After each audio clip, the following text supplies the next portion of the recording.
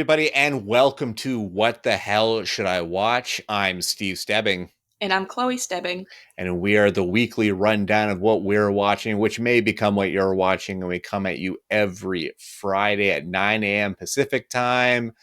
And this week, for me personally, this is a really, really big week, and it doesn't seem like it on the outside, and it's like about a September release, so like how possibly great could it be? But this week features a movie that's super important to me, as well as a new film on Blu-ray, which was a Sundance darling, and a film about the creation of both Tinder and Bumble. Let's get to it now.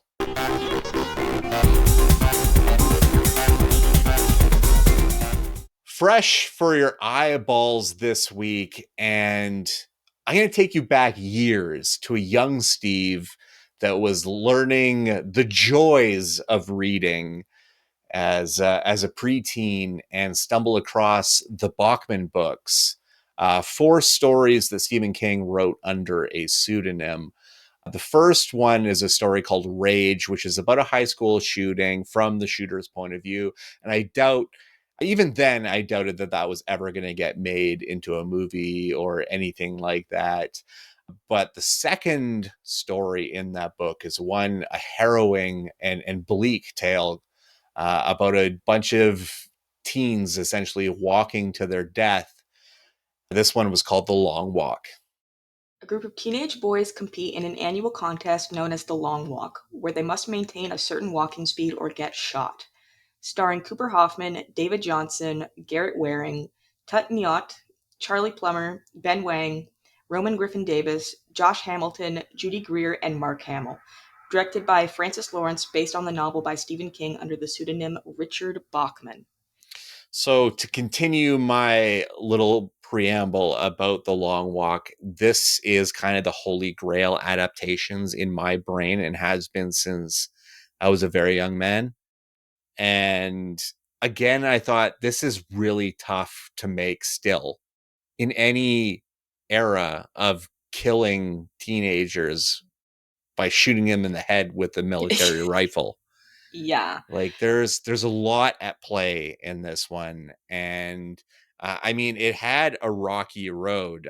In the mid 2000s, Frank Darabont, a name you know, had bought the rights to the novel, intending to make the film. But after many years of no progress, the rights then lapse again. Uh, and also George A. Romero, the legendary George A. Romero, was going to make this film in the 90s. In 1988, he was attached to direct it, but it never happened. And then in 2019, Andre Overdahl was going to do the film. He did the horror film Scary Stories to Tell in the Dark and The Last Voyage of the Demeter. But instead, we have Francis Lawrence doing this film, his eighth book adaptation. He does a lot of books, of course, because he did pretty much all of he actually did all of the Hunger Games movies except for the first one. Oh, okay, interesting. Yeah. But and more interesting fact, the screenplay for this one was written by J.T. Molnar, Oh, who okay. wrote and directed Strange Darling last year. So the script is so tight in this film.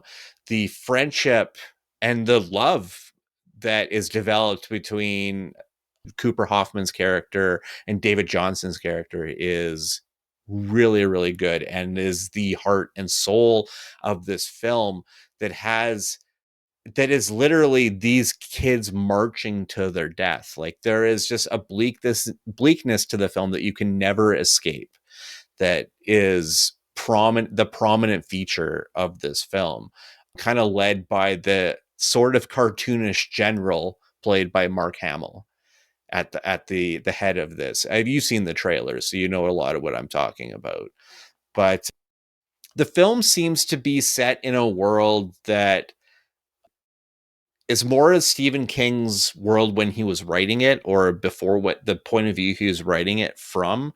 Like, it feels like a stilled version of maybe the 60s or early 70s that this film takes place in. Like, their progress was stunted after a war that basically bankrupted everybody and made basic living very hard, to the point where they have to do these long walk things, just to pump morale into the people, which seems like a crazy extreme way to do that, and to give hope, right? Like, give hope that there is a way that you could find a way to pull yourself out of this rut that America is in.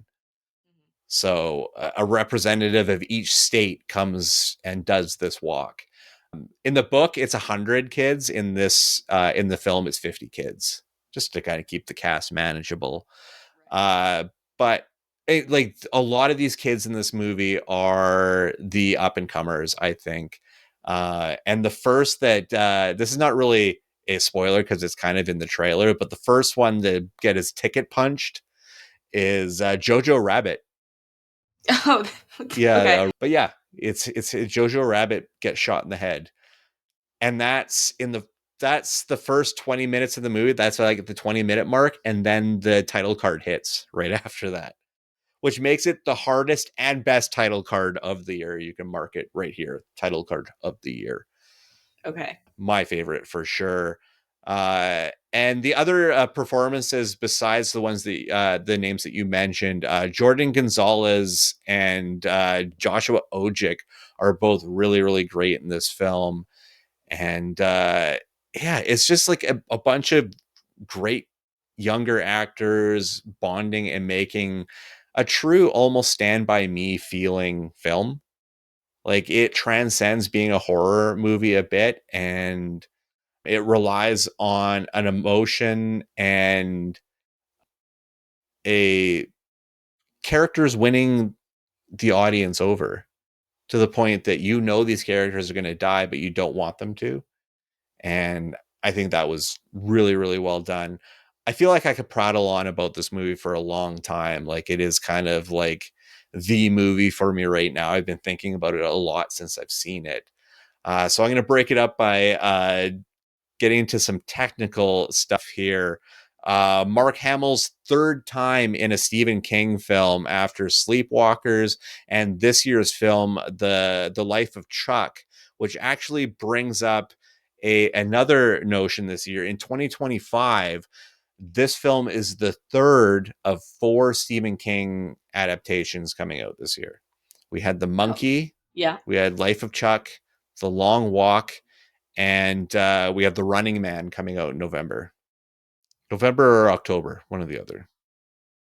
I think it's November, though. The score for this film was done by Jeremiah Freites, who is his day job.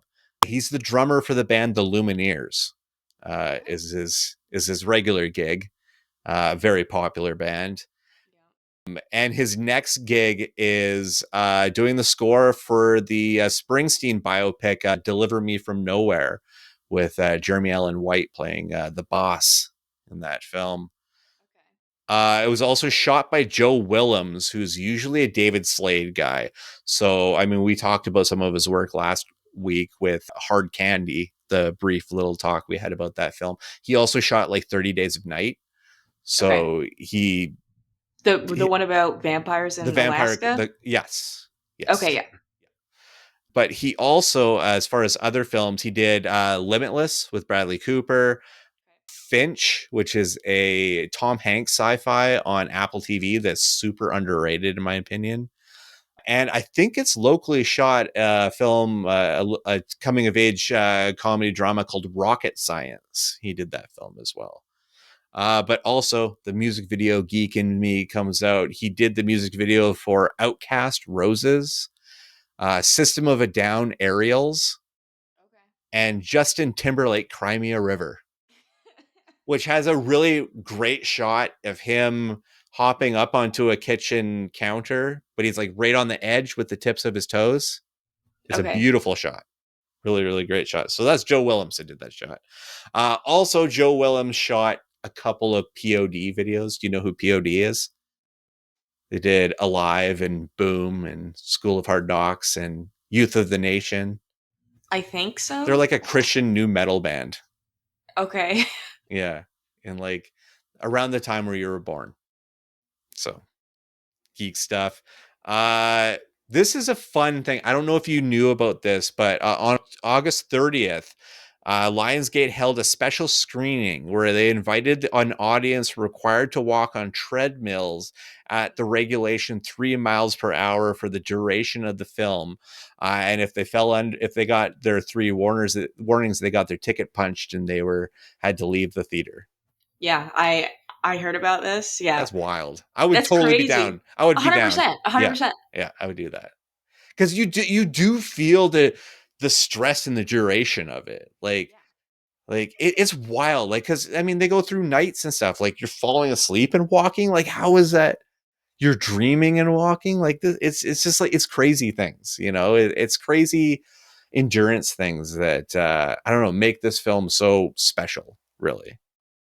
Uh, but yeah, I feel like I could just, like I said, I could just talk endlessly about this, and then all of a sudden it becomes the long walk cast and less of a variety of everything we've watched. But I just think that people need to get out and see it. It didn't do super well over the past weekend. Actually, Demon Slayer was the big winner this past weekend. It did like $74 million in North America, I so can see which is that. the biggest opening for an anime film in North America ever. I think that's the record now. But I encourage everyone to check out Long Walk. I definitely encourage you to watch it. I think you Yeah, would it's love it. 100%. Yeah. I think you would absolutely love this film. So looking forward to your thoughts on it, and hopefully the word of mouth does this film really well, because I haven't seen any like horrible thoughts on it yet, and it's like a 91 certified fresh, which is pretty solid. All right, I was able to catch a film that I thought I would have to wait a little bit for. I teased it a handful of times over the last bunch of episodes, and I finally did get to check it out. This one is Honey Don't. A dark comedy about small town private investigator Honey O'Donoghue, who delves into a series of strange deaths tied to a mysterious church. Starring Margaret Qualley, Aubrey Plaza, Chris Evans, and Charlie Day. Written and directed by Ethan Coen. That cast is great. That cast is really, really great. It's not including a really quick bit from Billy Eichner. Do you know who Billy Eichner is? The name is Billy on familiar. the Street. He's the really tall gay guy that yells at people on the street in Yes, yes, interviews. yes. Yeah. Absolutely hilarious. Like I really like Billy Eichner, and I liked his rom com a lot. He did a rom com called Bros that I thought was really great, and it was really taking the rom com genre and making it gay. And I think it was a long time coming, like for a mainstream movie to go out to be put out like that. Like it was like a knocked up. It was like a Judd Apatow like Knocked Up or something like that, but for the gay community. And I thought it was a fun movie. That's my story with Billy Eichner. But Honey Don't is it's it does have one Cohen, so I could say it's Cohen-esque because it does have one Cohen. He wrote this film with Trisha Cook, who's his wife, but it feels like it's striving for something in the Cohen noir department that it just doesn't fully pull off. As much as I absolutely love Margaret Qualley, she rocks this movie. Honey O'Donoghue is a great character. It's a character that can definitely be developed. I just feel like this film felt a little anemic, and some of the reveals to it felt a little easy.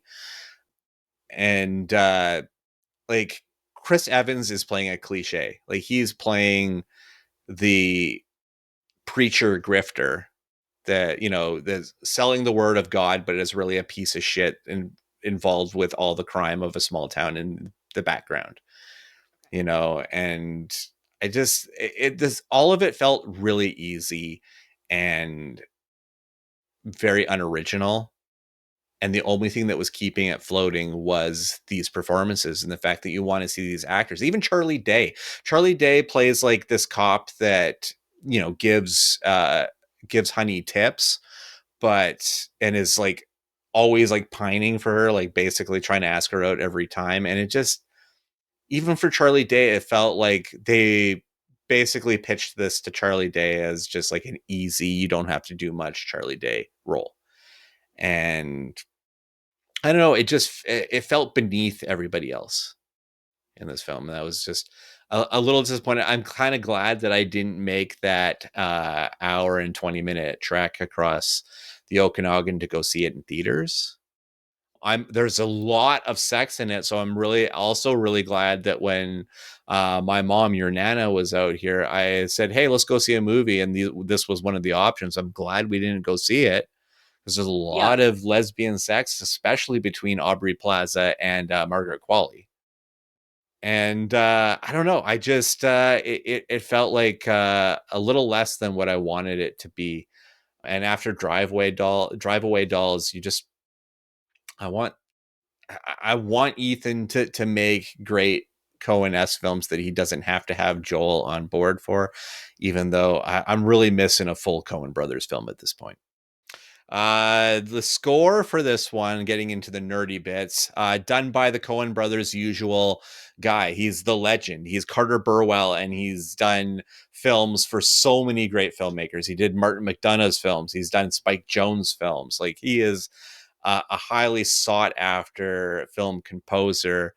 You can next hear him in the new Aziz Ansari, Keanu Reeves film Good Fortune, which looks hysterically funny. I'm very much looking forward to that film. It was shot by Ari Wagner, who shot the Jane Campion film The Power of the Dog with Benedict Cumberbatch. Really, really gorgeous film. So well done on that. Also did the wild Florida stripper film Zola. I don't know if you ever saw this one with Taylor Page and Riley Keough. I don't It's think so. based on a Twitter thread. Okay. Yeah, and it's just like a wild film. At A24, of course. And I believe this is also an A24 film, the Peter Strickland film In Fabric. What a wild little horror film that one is. Peter Strickland is such an odd horror filmmaker, and I'm honestly in love with everything the guy does because he's just got such an aesthetic, and I feel like a lot of people haven't discovered him yet. But also Wegener shot a couple of Florence Pugh films, shot The Wonder, which is on Netflix, a beautiful and intense little film from Sebastian Lelio, as well as Lady Macbeth from William Oldroyd, which is the first thing I ever saw her in, was Lady Macbeth. And it's really funny now because I didn't realize the romantic lead in Lady Macbeth is Cosmo Jarvis, who was in Warfare Warfare. just recently. Yeah. Yeah, so I thought that was interesting. But I don't know, unless you're a diehard Coens person, you want to see every footprint that these guys put down because it is in their style of sort of film. You'll check it out. But if you're just looking for something, I would say skip Honey Don't. I would say Honey Don't, which I guarantee is not the first time that statement was used on this film. I feel like it was like people wanted to use that statement. It It's a good line. is. All right, let's check out something I watched on physical disc.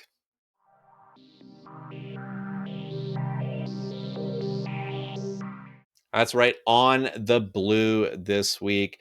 This is one of the bigger films that played Sundance last year and got picked up for a bunch of money. It is produced by Travis Kelce's production company, which is interesting, his foray into Hollywood. And it's got a really good looking cast to it, and I think it's dealing with something heavily important and something that the current American administration has sucked a shitload of money away from. But this film is called My Dead Friend Zoe. Engaged in a mysterious relationship with her dead best friend from the army, a female Afghanistan veteran comes head to head with her Vietnam vet grandfather at the family's ancestral lake house. Starring Sonequa Martin-Green, Natalie Morales, Gloria Rubin, Utkarsh Ambedkar, Morgan Freeman, and Ed Harris. Written and directed by Kyle Houseman Stokes.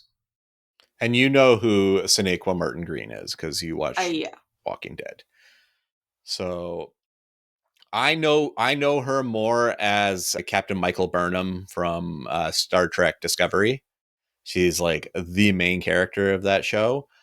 And but when it comes to films, she's been saddled with just not great stuff. I mean, the biggest thing that I can think of she was LeBron James' wife in Space Jam and New Legacy, which was Okay. horrendous. Just a Yeah. horrendously bad movie. It was like Warner Brothers barfed every single IP they owned into one movie.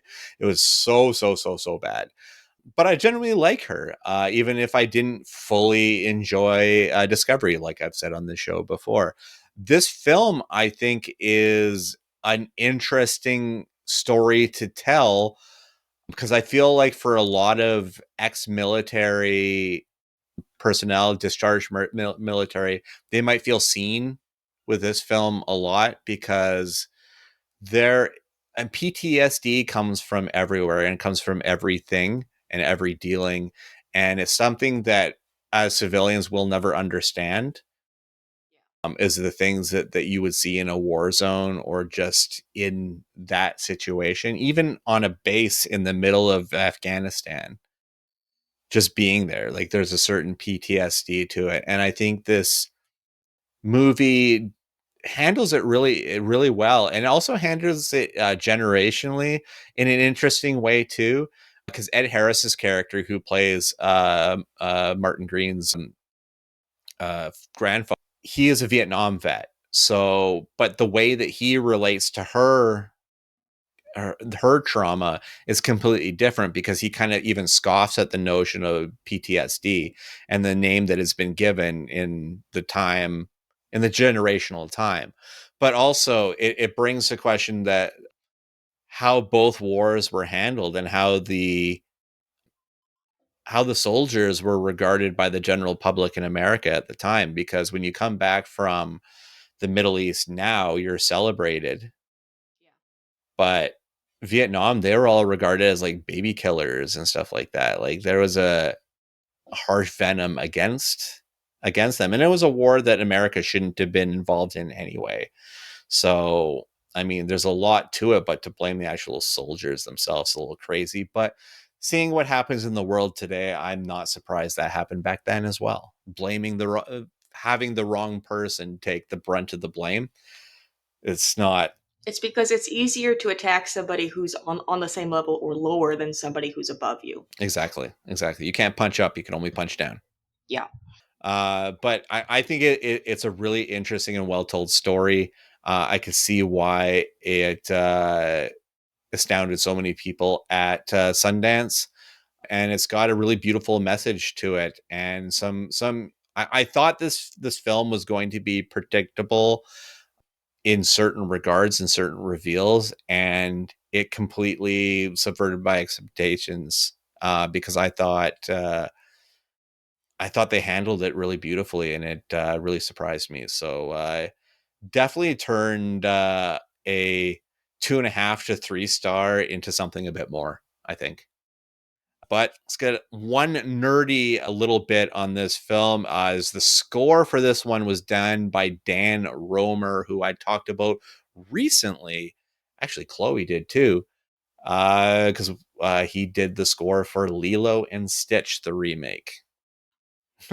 You're like, we have different feelings about that. It's a bit of a controversial topic. Yes, exactly. But I don't think My Dead Friend Zoe, it doesn't, besides Morgan Freeman and Ed Harris, who aren't exactly huge box office draws right now in their career, I don't think a lot of eyes are going to get it. Natalie Morales is really great in this film too. So word of mouth is the only way that this one's going to get pushed. And it does have a message at the end of the film to that, if you know any vets that are going through anything, recommend this film. And it gives some nonprofits that are doing some really great work. And I couldn't help but have a cynical thought when I was seeing these nonprofits, because I just kept thinking, yeah, but didn't the Trump administration just cut the funding on like a lot of via subsidies and stuff like that. Yeah. So what are these nonprofits affected by all of these? Like it's all just like really cynical thinking, but that's kind of where we're at right now. Yeah. So a group of people, a heroic group of people that fought for their country now get the shaft even more than they already do have it physically and mentally by a government who's decided they don't care about them. Greed is more important. Cutting liberal government spending is more important. I I try to have, shy away from this I in know, the show, but sometimes you can't avoid it, and yeah, this is clearly something you can't avoid. like I have empathy, which is a sin, by the way, for the veterans who didn't support and vote for their own problems Yeah, that's true. currently. Well, that's Like, true of a lot of Americans right now and what situation they're in right now. because they were told, they were warned what would happen, and they chose that hurting others was more important.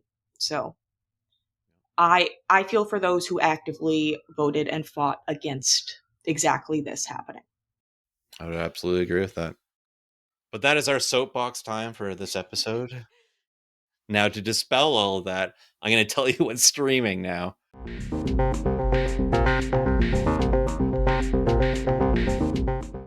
That's right, the streaming pile.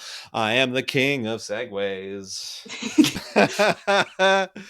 Speaking of things that are ruining the world, online dating has probably got to be in there. Luckily, Chloe and I are in long standing relationships, and we don't even have to think about this kind of shit because all this swipe left and swipe right bullshit seems just brutal and too much to even handle.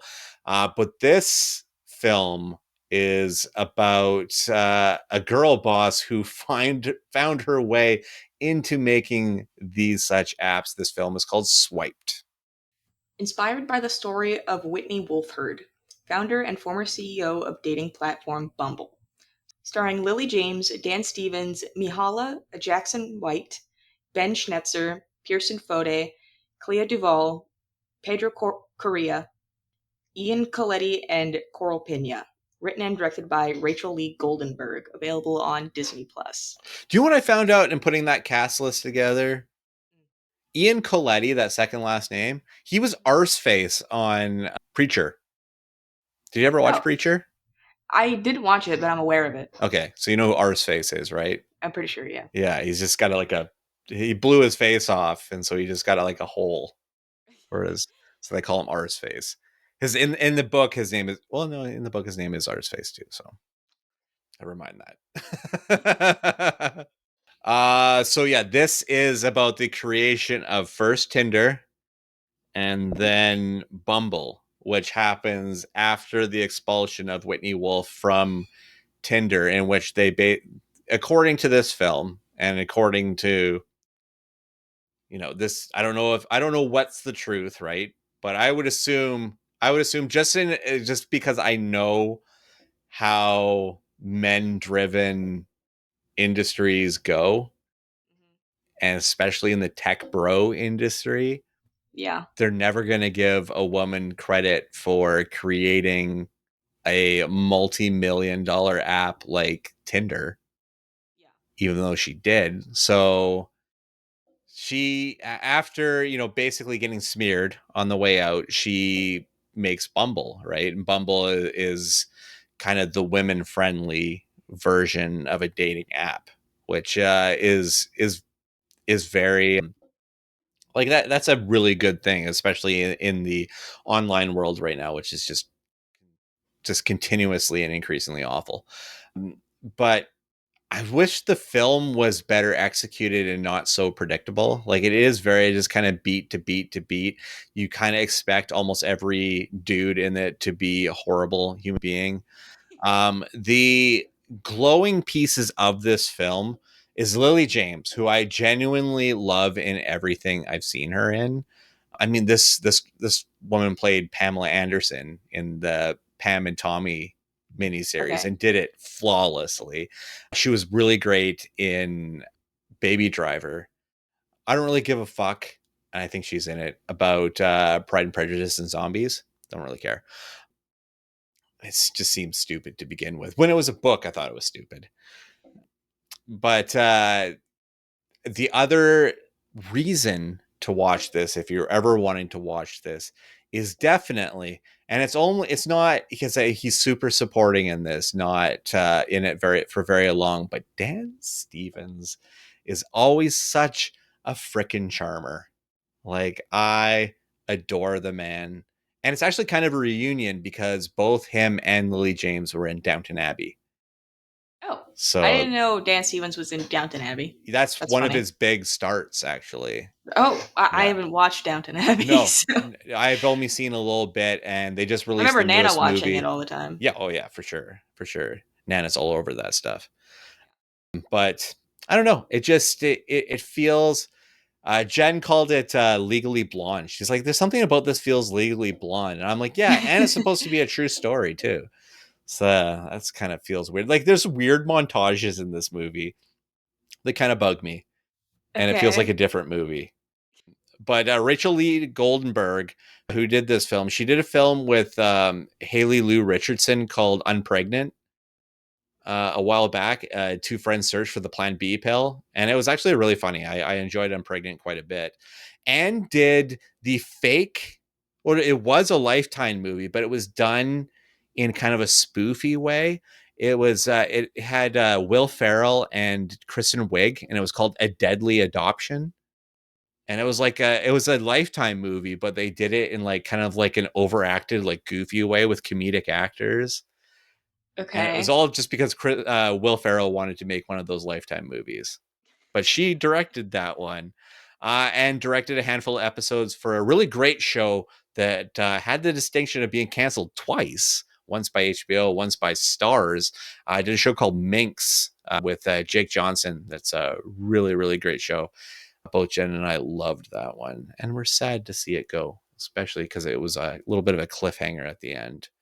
The score for this one was done by Shonda Dancy, who I talked about recently because she scored the film I Know What You Did Last Summer, the remake, which I hated. But she also did the score for One of Them Days, so she didn't bomb all of 2025 because One of Them Days is a really, really great film.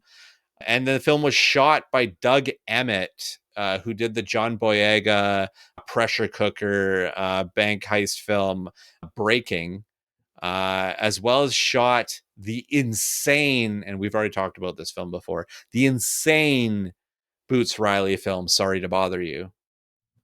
Yeah. And and the Haley Steinfeld comedy The Edge of 17, which was actually filmed in Vancouver and Yeah. is a brilliant little film. Really like that one. Also, in television, shot Presumed Innocent for Apple TV with Jake Gyllenhaal, Angeline with Emmy Rossum, about a wild and crazy uh, Los Angelian that made a billboard of herself. She's just an insane looking person, as well as the Duplass Brothers HBO show Togetherness, which I really loved, and another show that was canceled. I think after 3 seasons, that one got canceled, so that made me sad. And in your wheelhouse, Doug Emmett also shot Paranormal Activity 4. For 4. that would be the one where Katie and her sister are kids, I believe. Okay, I believe because the fifth one is marked ones, and that's the one that Julius's brother is in. Um, he's the main guy in it. nice. Yeah, so I think four is the one where they're in the past. Okay, Yeah, I don't know. Those movies, they don't make any fucking sense, and not not the they tr- final one because they released another one pretty recently, but the last yeah, theatrical one was the Ghost Dimension 3D. 3D. That's part of the 3D. title. Yeah, it is actually Paranormal Activity, The Ghost Dimension, 3D. Oh, for God's sakes. I It's was one of so those into long those movies titles. though. Like I saw each one of those in theaters. Like I liked them so much, even though I knew that they were Do they have rewatch value? no. I tried, and then I got to like the third one. I was like, I'm not doing this I'm anymore. tapping out now. I think Yeah, I'm done. I I'm think I'm done. done. It's over. But if you're scrolling through Disney Plus and Swiped comes up and you have nothing better to do, maybe watch it. All right, let's move on to something. I don't even know if Amazon's going to be able to afford to do many more of these. I know they've canceled a couple of the offshoots and spinoffs, but I kind of just getting into it and it's a little bit ridiculous. This one's called Citadel. Global spy agency Citadel has fallen, and its agents' memories were wiped clean. Now the powerful syndicate Manticore is rising in the void. Can the Citadel agents recollect their past and summon the strength to fight back? Starring Richard Madden, Priyanka Chopra, Stanley Tucci, and Leslie Manville. Created by Josh Applebaum, Brian O, and David Wheel. Available on Prime Video.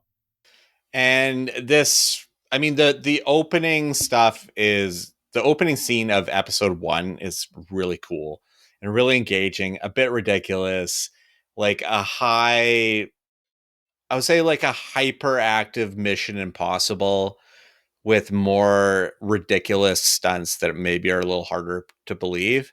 But basically, you have Rob Stark, you have Richard Madden as your lead character, who is part of this big train incident with Priyanka Chopra, who is his wife in this series, and a big accident happens. He kind of falls off a cliff, ends up washing ashore somewhere with complete amnesia.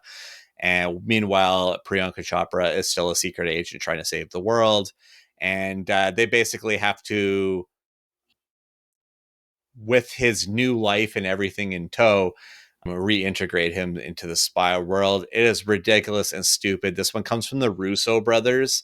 So this is Marvel's Russo brothers, who haven't done super well any time that they've ventured outside of Marvel. So Citadel kind of is in that same category. I don't think it's great, but it's entertaining and it's kind of eye candy to look at. And I mean, Stanley Tucci's in this one. And I've already complained before about Stanley Tucci, Mhm. about how he can be really great and do a film like Conclave, which is like everything. And then he does a film like The Electric State, and I want to punch him in the face. Yeah. So it's such a mix, right? But this is the fine line of Tucci where we can hang on to this one because he's the guy in the van, like he's the tech guy. So I can kind of get behind that, like he's the voice in the ear, and I'm like kind of into that. And I've always like James Bond has trained me to be into spy stuff since I was a kid. So I do have a weakness and a propensity to gravitate towards action shows like this. I just wish it was just a little bit better. I like don't make it so goofy. That's where my issues come for this one.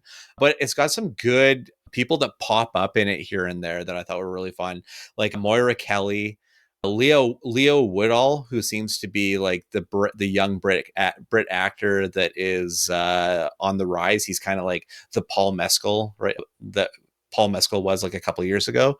That's Leo Woodall right now. He's a rising star.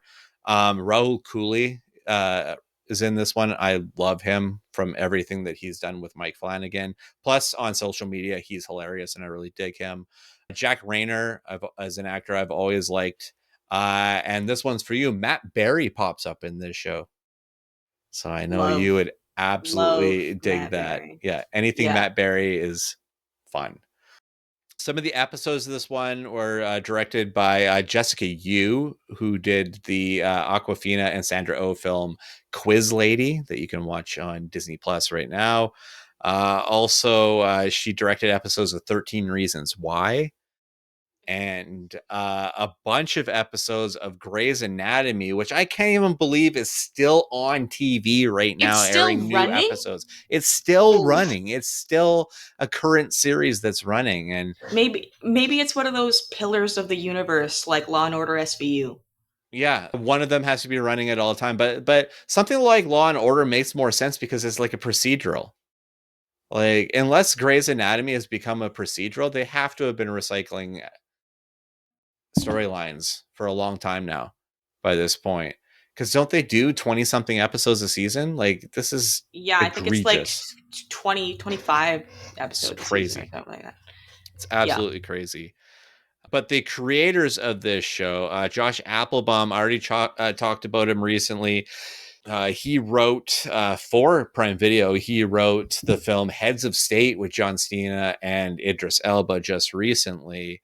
David Whale, for Prime Video, he seems to have found his home here. He did a series. He's one of the creators on a series called Hunters with Al Pacino and Josh Radnor and Logan Lerman, as well as a show on Apple TV Plus called Invasion, which I've actually heard some good things about. I have not actually checked out a single episode myself, but I am interested to check it out because some of the posters for it are really freaking cool looking.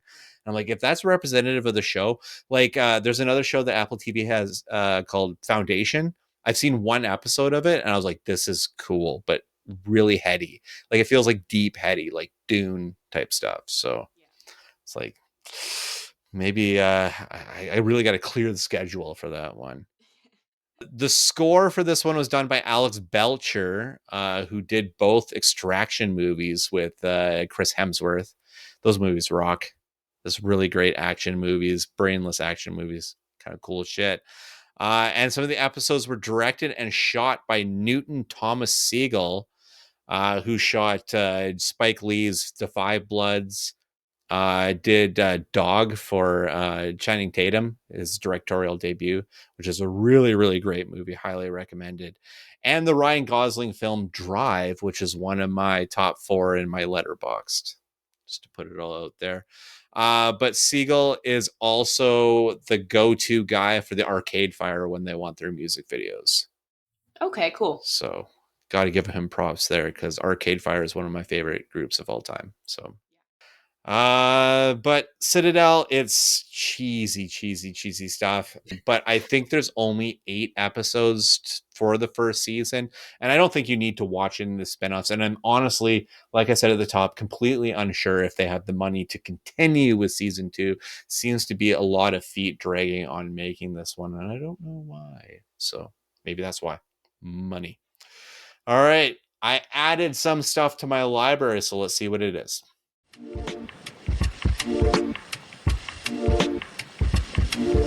All right, so got a couple sequels to end off this one, but first up is an absolute comedy classic featuring one of the tough guys in film history, Clint Eastwood. I got Every Which Way But Loose, which is him and Clyde the orangutan.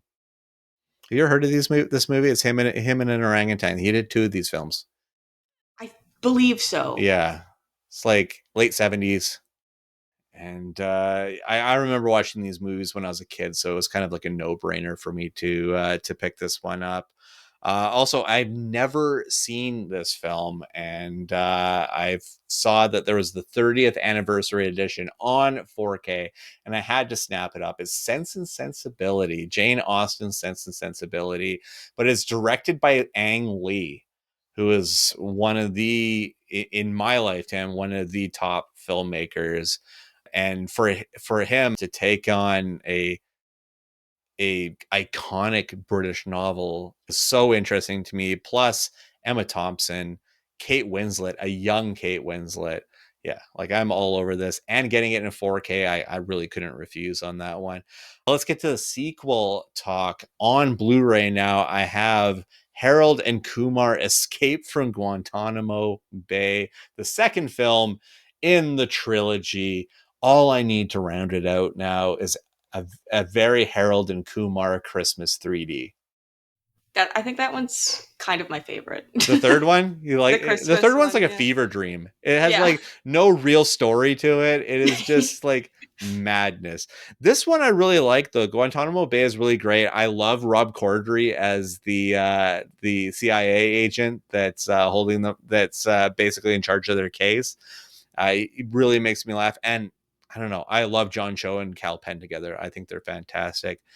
Speaking of great duos, also on Blu-ray, I got Lethal Weapon 2, which goes along with my 4K of Lethal Weapon that I got just a few months ago. So I can now, on a higher def, can continue through this series and remember when I didn't know that Mel Gibson was a complete shitbag and that I loved Martin Riggs at the time.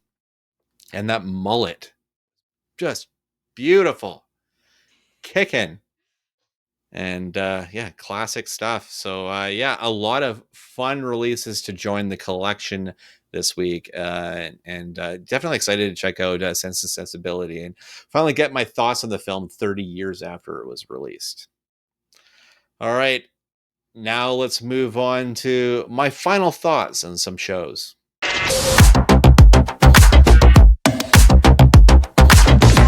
So right now that it's over, and this one I thought would be good to talk about, especially since the prequel series is now available in its entirety to watch.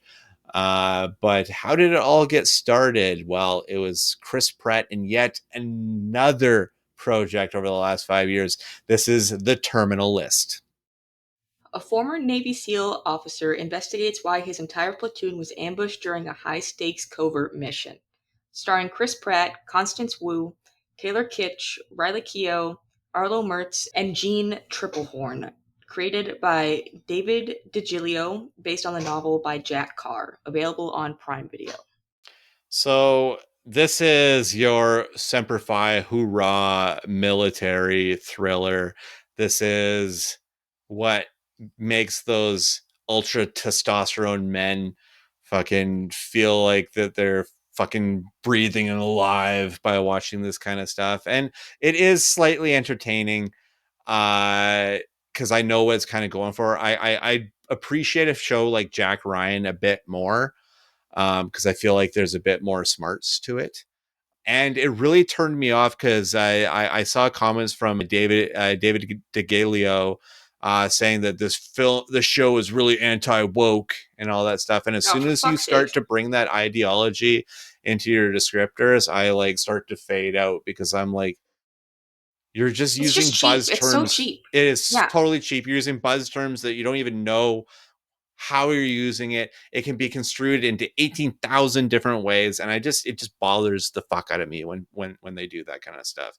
Oh, you made Indiana Jones woke. Oh, I don't want to see that because it's woke. Oh, go woke, go broke. I hate all of that stuff. It really, really annoys me. And it shouldn't be applied to art. It shouldn't.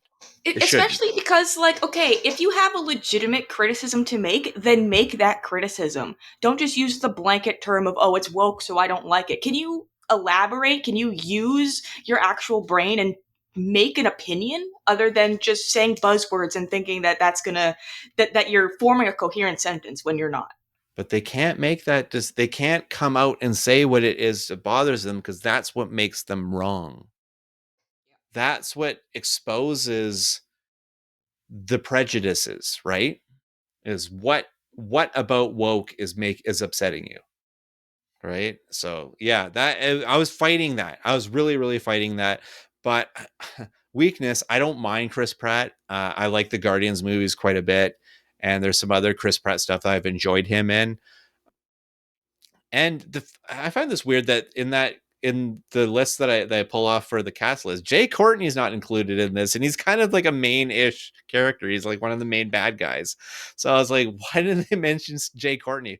Who I love Jay Courtney. I know this show didn't come out this year, but Jay Courtney made a damn cool film with Dangerous Animals. Like, really showed a different side of him to me, and I was really all about that. So when I saw Jay Courtney pop up, I was like, hell yeah, I'm into that. But yeah, this is your military government conspiracy thriller to a T, and it's a lot of beards and baseball caps. Is like I usually wear. I was trying to going to point that I'm wearing a baseball cap. I'm not, but I usually am. Yeah. So I can relate in that degree. But it's like when I was watching 13 Hours with John Krasinski. I'm like, I can't tell who's who. Everyone's just a beard. I don't know who's who. let's get into the nitty gritty on this one. It was written by Henna Sikander, who has done a couple of cool TV shows that I like. Hello Tomorrow, which is a odd retro sci-fi drama on Apple TV with Billy Crudup that is really, really great. And The Old Man, which is Jeff Bridges in his first ever television role. Really, really great stuff. And the score for this one is done by Ruth Barrett, who I've already talked about on this show with The Old Guard 2, which was also terrible. So just remember she did a film called Harry Brown with Michael Caine that is really great and underrated, and not enough people have checked it out. The film was, the series was shot by Evans Brown, who did the Bratz documentary for Andrew McCarthy. His basically his therapy on Disney Plus, and television did a series called *Halt and Catch Fire*, which is about the rise of Silicon Valley, and the TV series version. I don't know if you ever saw it, for Constantine, which never should have been canceled. It was so fucking good, and Matt Ryan was a perfect Constantine. I don't think And I ever saw it. it's good. It was part of the Arrowverse, like it was supposed to be kind of collected in that, and shot some episodes of True Blood on HBO, which is a fun show, a fun and kind of ridiculous show at a lot of times. Also, episodes were shot by Armando Salas, who did a Mariana Palka movie called Bitch. That was like a very independent film. I think it played VIF. I'm pretty sure. Yeah, I think that'd be 2015.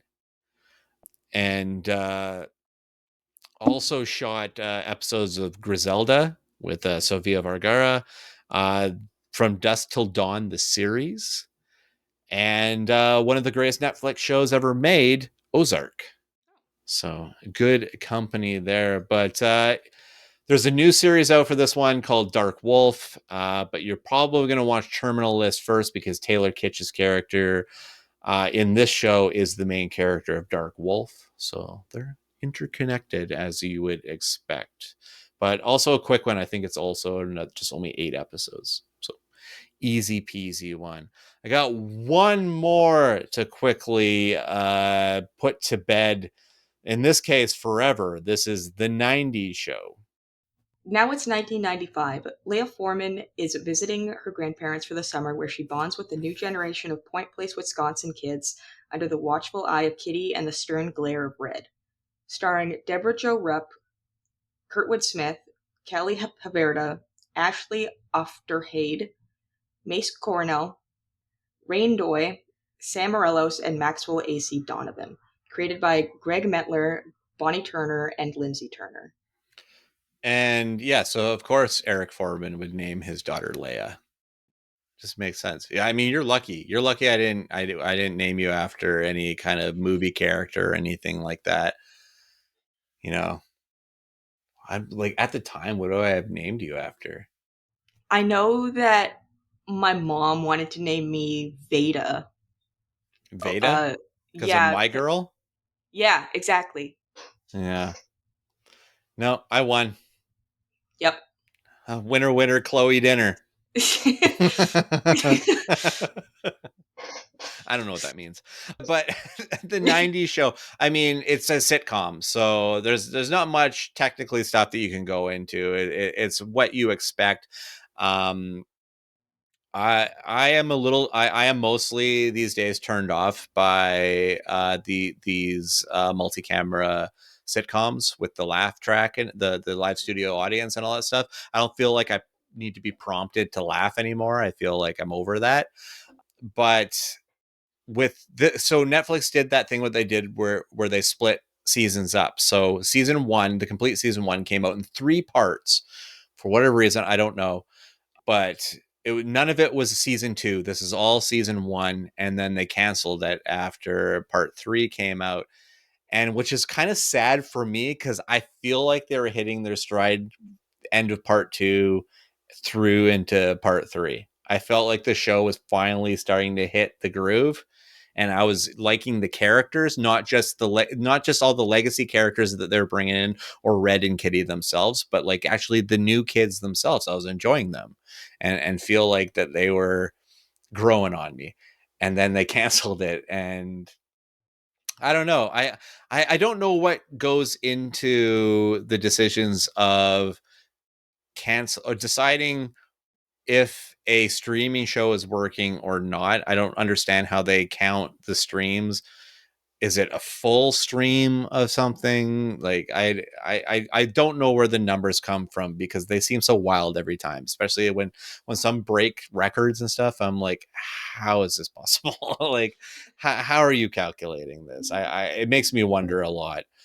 But I might be one of the only people out there that say I'm kind of sad that they canceled that 90s show. I'm I think it's a bummer. And that's kind of like really all I can say about it. Kevin Smith and Jay Muse show up in it, and for me, that's you win this man's heart. But I feel like it's about time we start getting out of here. But first,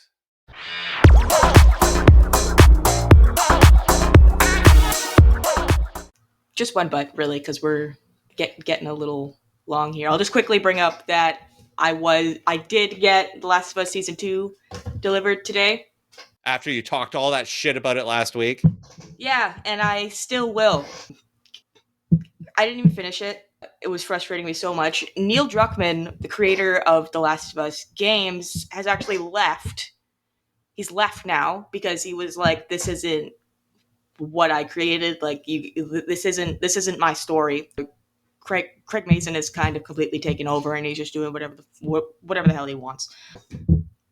So yeah, and then the other thing is that I watched the 2 new episodes of The Walking Dead, Daryl Dixon, The Book of Carol. So, just quick thoughts on season 2. I didn't finish season 2, and then I didn't realize that I didn't finish it until I went to go watch the new episodes of season 3. Uh, and then when I was watching the last 2 episodes of season 2, I remembered why I stopped watching. It's so boring. Like, season 2 was awful. Okay, like the entirety of season 2 is just, there's the big bad. They're religious zealots, and they think that this kid who was born from a zombie is going to cure everybody, and he needs to get bit by a zombie in order to prove that he won't turn, and he's going to be our martyr, and he's going to be what changes the world. So the first lady who's running this religious sect is killed, and then a new leader takes over, and then he's killed, and then in the span of an episode, I think that second leader is killed, and a new one also dies as well, another leader. So it's just repetitive of like, aha, I'm still here, we're still looking for this kid. hey, I am gonna lead you. Oh, That's literally what's what's it going on. all? A character that I really like died, though, in I believe the final episode of season 2. She's the speakeasy runner. But season 3 is starting out really, really strong. They're borrowing a lot, and they're going for that feel of a spaghetti western, which I think is Okay. interesting. They're now in Spain. They were trying to get back to America via boat. That's actually another thing that I wanted to bring up. In the first episode of season 3, they get to London. Right. And in London, we actually get to see zombies for like the first time in the entire series, because they haven't existed in the entire series. It's just been religion and a pseudo army, and that's kind of it. But yeah, and like it's like a huge horde, like it's like classic Walking Dead almost. Mm. London is completely overgrown, like there's nobody anywhere, packed to the brim with zombies, and the only man still alive in London, in possibly the entire UK, is a man named Julian, who is played by Stephen Merchant. Yes. Yeah, Yes. I Okay. was so happy when he showed up, Yeah, I love Stephen Merchant so much. and then I was not happy in the next episode. Oh, no, that makes me sad now. Well, he got 2 episodes. No, he didn't. He got 1 episode. He got one episode because he's a walker in the first minute of episode 2. Oh, sad. Yeah, really upsetting. So yeah, it is canon in the Walking Dead universe that nobody is alive in the UK anymore, and the last living British man was Stephen Merchant. And now he's dead. And now he's dead, and And now now there's no he's more dead. Brits. And there's no more Brits. We have rid the world of Brits. But for season 3, comparing it to the visuals in season 2, season 3 is beautiful. There were multiple points in season 2 where I was like, what the hell am I looking at? Like in the secret hideout that the like resistance group was in, it was on like kind of like a cliff edge, but the way that they shot it was like it's obviously not real behind them. Mm-hmm. Like half of the entire set is what looks to be a green screen. Either it's a green screen or they just did horrible work setting this up with like the cameras and the set pieces and all that. And like there's like light sources coming from every single angle, even though this side is a brick wall, but there's still light coming from that side. Weird. It was just really jarring to look at. Yeah. But season 3, like they've really stepped it up. There's a lot of beautiful like natural landmarks and stuff like that. So season 3 I'm actually excited for and have Nice. higher hopes for than season 2 or even season 1. Nice. Awesome. Well, that's good. Then you get on a positive note. Yeah. There we go. All right. So that is bringing us to a close for this week. But what are we going to talk about next week?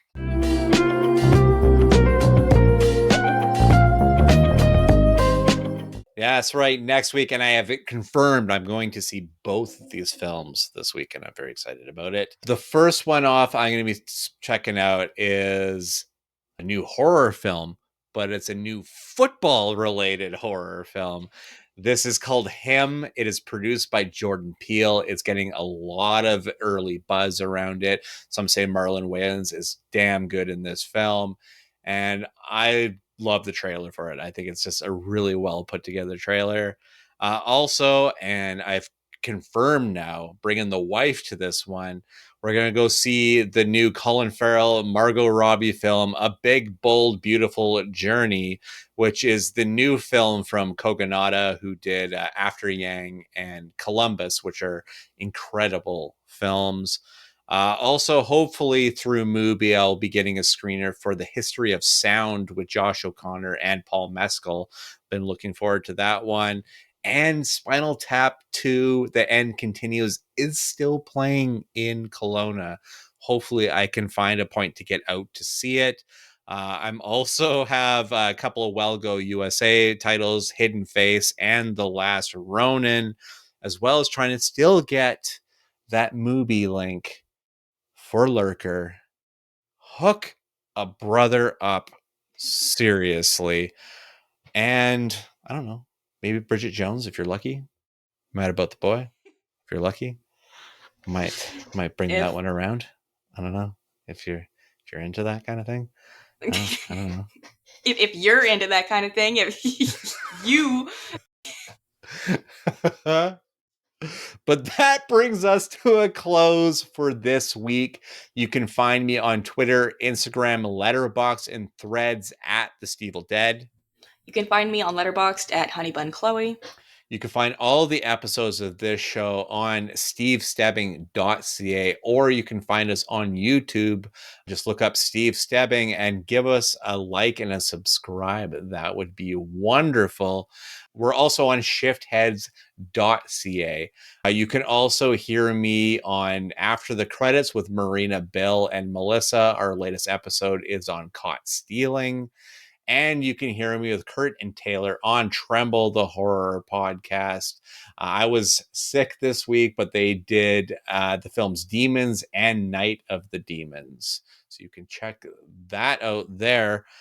And I was also on CBC BC today talking about Robert Redford. So if you look up the Tuesday, September 16th episode and go to the 13-minute mark, you will find this face on CBC. Crazy as shit. Also, I am on Shane Hewitt and the Night Shift every Friday at 8 p.m. Eastern Time on Toronto's News Talk 1010, found on the iHeartRadio network. That is also available in podcast form, and you can find it wherever you get your favorite podcasts. So that brings us to a close this week. We've emptied out our list. So until next week, bye-bye.